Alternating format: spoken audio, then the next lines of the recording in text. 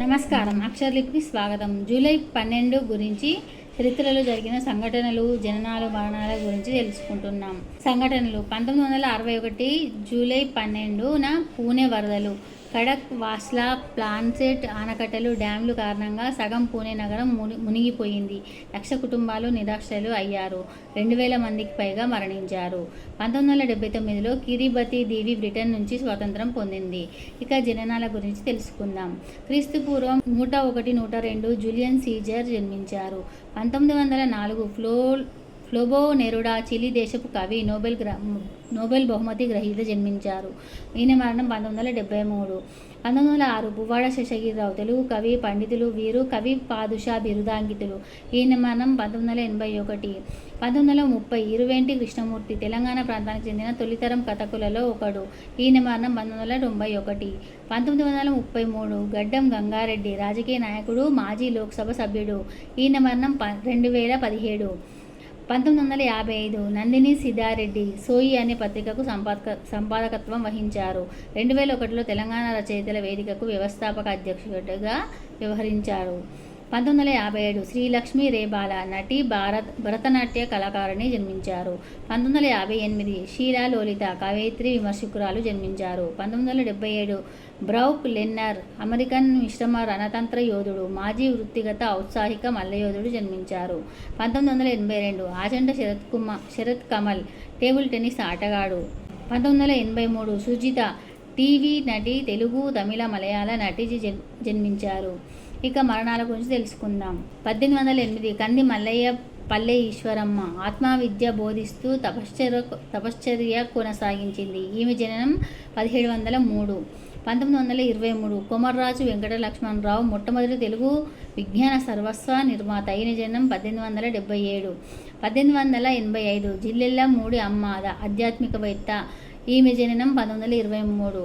1988 కట్టా Subbarao Telugu cinema దర్శకుడు. ఇతని జననం 1940. 1994 ఎంఎస్ ఆచార్య పాత్రికేయుడు, జనధర్మ, వరంగల్ వాణి పత్రికల స్థాపకుడు. ఈయన జననం 1924. 1999 రాజేంద్ర కుమార్ హిందీ నటుడు మరణించారు. ఈయన జననం 1929. 2012 దారాసింగ్ భారతీయ మల్లయోధుడు, సినిమా నటుడు. ఇతని జననం 1928. ఇక పండుగలు, జాతీయ దినాల గురించి తెలుసుకుందాం. కిరిబతి స్వాతంత్ర దినోత్సవం యునైటెడ్ కింగ్డమ్ నుంచి 1979లో స్వాతంత్రం పొందింది. సోవోటోమో ప్రిన్సిపై దీవుల స్వాతంత్ర దినం. పోర్చుగల్ నుంచి 1975లో స్వాతంత్రం పొందింది. నాదం మంగోలియా దేశంలో జూలై 11 నుంచి జూలై 13 వరకు జాతీయ సెలవు దినాలు.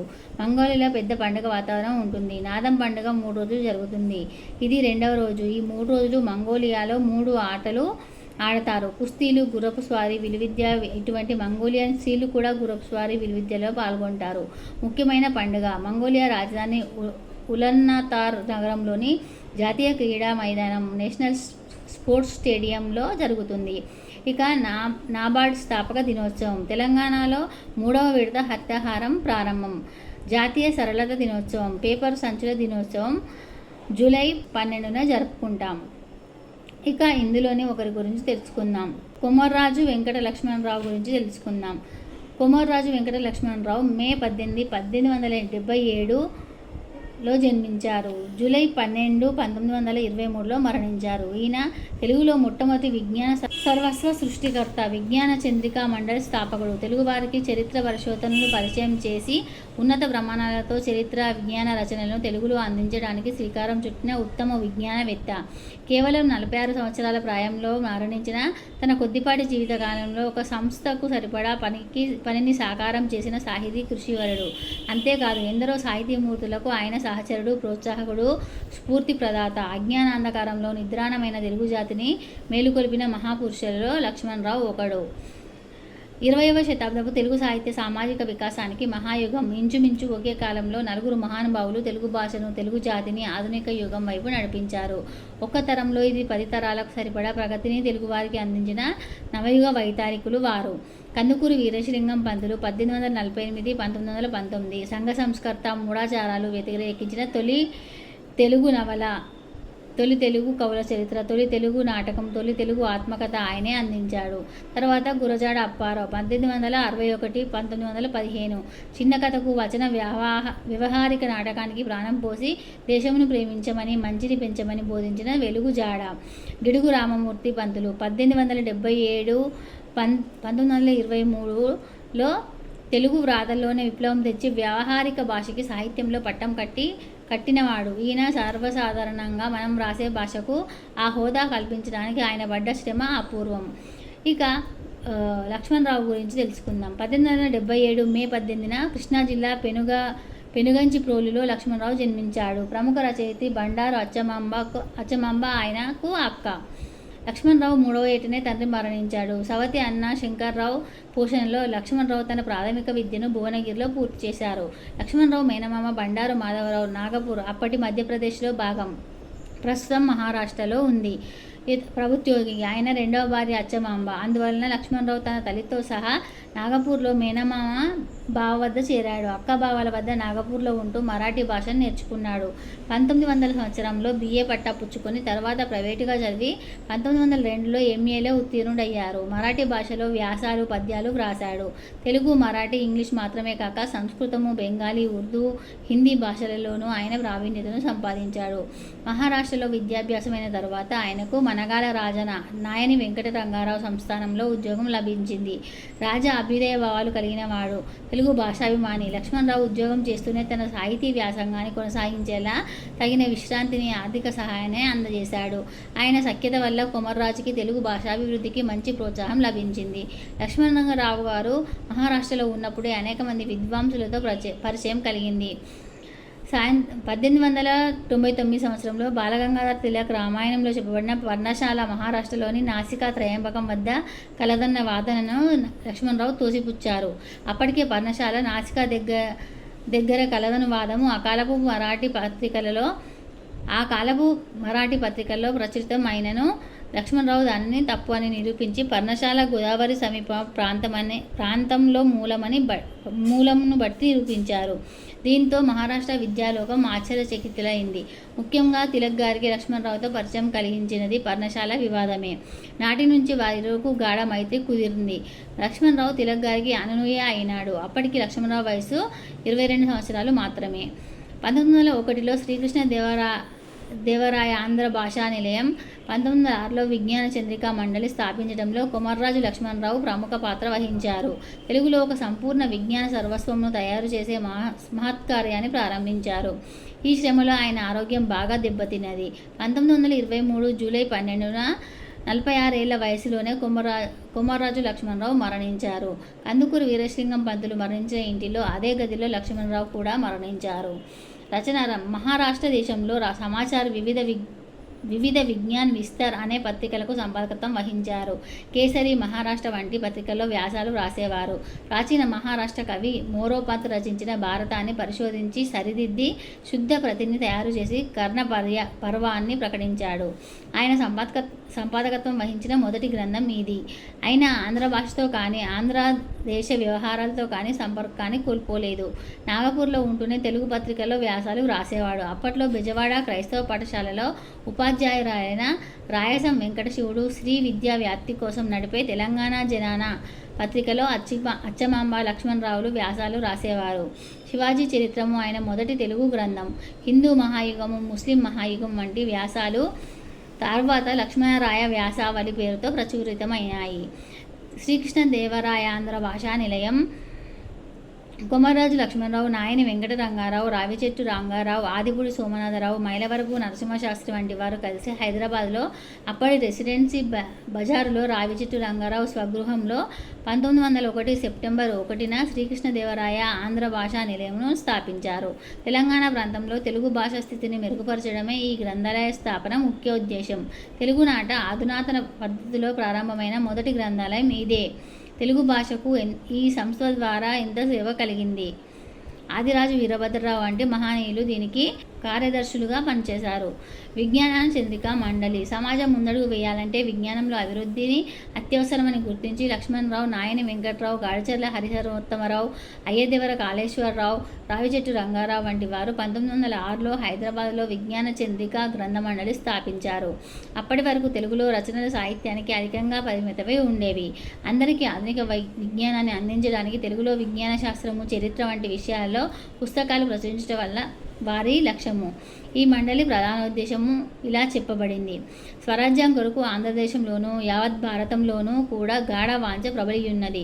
కులమత భేదాలు లేక యుక్త వయస్సు వచ్చిన ప్రతి పురుషునికి, స్త్రీకి ఓటు కలిగిన స్వరాజ్యమనే మన గమ్యస్థానం. పంచముల అస్పృశ్యత రూపుమాపనేది స్వరాజ్యము రానే రాదు అని ఆంధ్ర ప్రజలకు నవీన ప్రపంచంలో అత్యంతంగా అభివృద్ధి అయిన ప్రకృతి శాస్త్ర, చారిత్రక, రాజకీయ, ఆర్థిక విజ్ఞానంలో కిచ్చుట ఆవశ్యకము అని వీరి లక్ష్యము.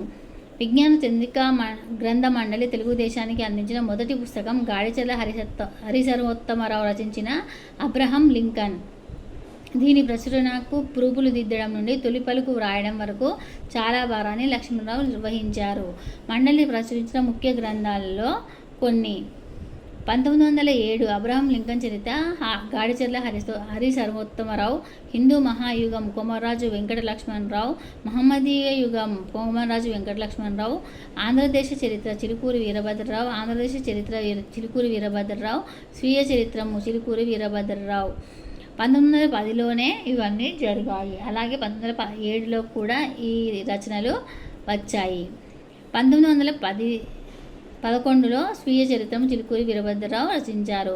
తర్వాత చంద్రగుప్త చక్రవర్తి మహాపురుష జీవిత చరిత్రలు, రావిచెట్టు రంగారావు జీవిత చరిత్ర, జీవశాస్త్రము ఆచంట లక్ష్మీపతి, పదార్థ విజ్ఞాన శాస్త్రం మంత్రి ప్రగడ సాంబశివరావు, రసాయన శాస్త్రం వేమూరి విశ్వనాథ శర్మ, వృక్షశాస్త్రము సీతారామయ్య, వ్యవసాయ శాస్త్రము 2 భాగములు గోవేటి జోగిరాజు, అర్థశాస్త్రం 2 భాగములు కట్టమంచి రామలింగారెడ్డి, జంతుశాస్త్రము కట్టమంచి రామలింగారెడ్డి, జంతుశాస్త్రము కట్టమంచి రామలింగారెడ్డి, శారీరక శాస్త్రము కట్టమంచి, భౌతిక శాస్త్ర పాఠములు కట్టమంచి, కలర ఆచంట లక్ష్మీపతి, చలిజ్వరము ఆచంట లక్ష్మీపతి.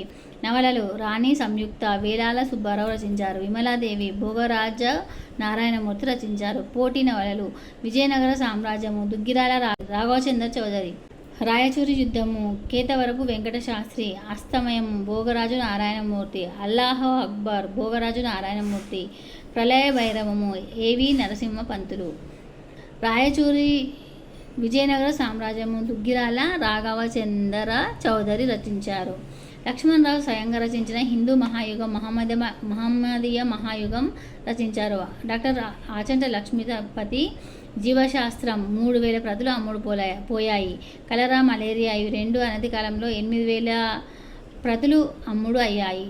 మంత్రి ప్రగడ సాంబశివరావు పదార్థ విజ్ఞాన శాస్త్రం, వేమూరి విశ్వనాథ శర్మ రసాయన శాస్త్రం, చిలుకూరి వీరభద్రరావు ఆంధ్రుల చరిత్రము, మైనంపాడి నరసింహం భౌతిక శాస్త్రం, కట్టమంచి రామలింగారెడ్డి అర్థశాస్త్రం, దుగ్గిరాల రామచంద్రయ్య చౌదరి విజయనగర సామ్రాజ్యం, వేలాల సుబ్బారావు రాణి సంయుక్త, భోగరాజు నారాయణమూర్తి, విమలాదేవి, కందుకూరి వీరేశలింగం స్వీయ చరిత్ర, వి శ్రీనివాసరావు వృక్షశాస్త్రము రచించారు.